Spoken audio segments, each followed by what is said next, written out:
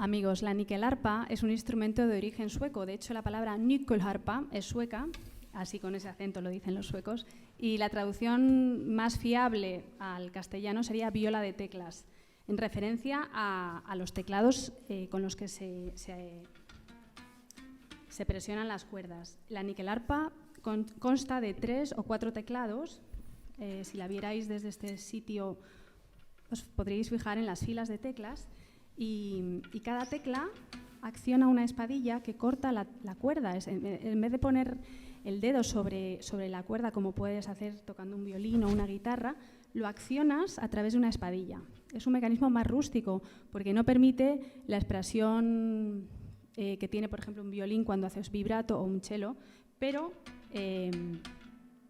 sí que es mucho más preciso en la afinación porque la espadilla corta exactamente el sitio donde está colocada la cuerda, ¿no? A su vez, la nyckelharpa tiene también cuerdas resonantes o simpáticas, que se llaman, que lo que hacen es amplificar las frecuencias de las notas que ya tocas.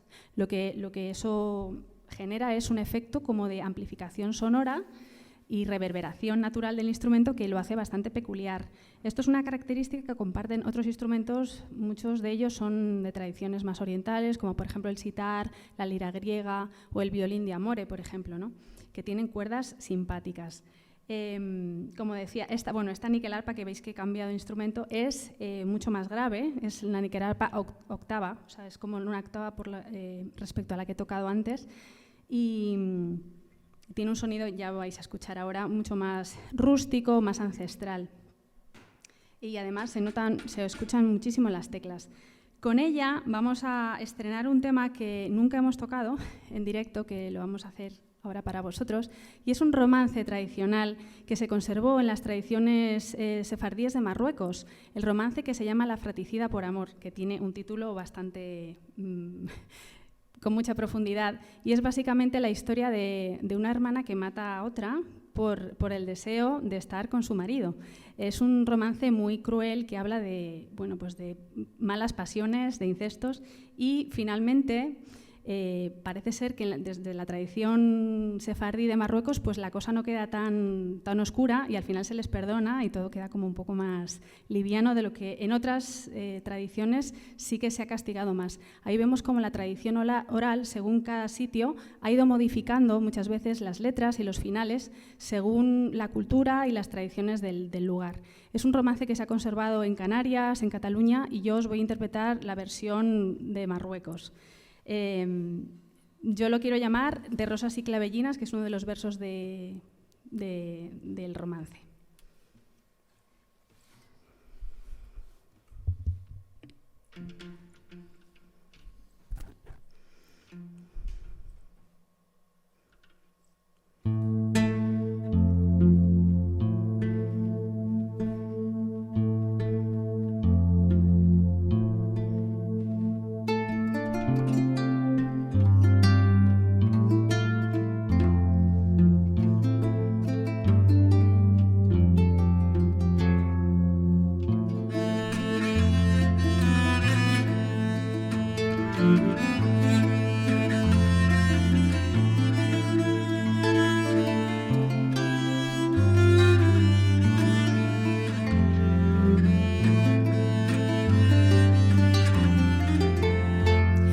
Nublado era nublado, la luna no aparecía, las estrellas en el cielo juntas van en compañía, puertas que estaban cerradas de suyo se abrirían, todo por una doncella que Isabel se llamaría.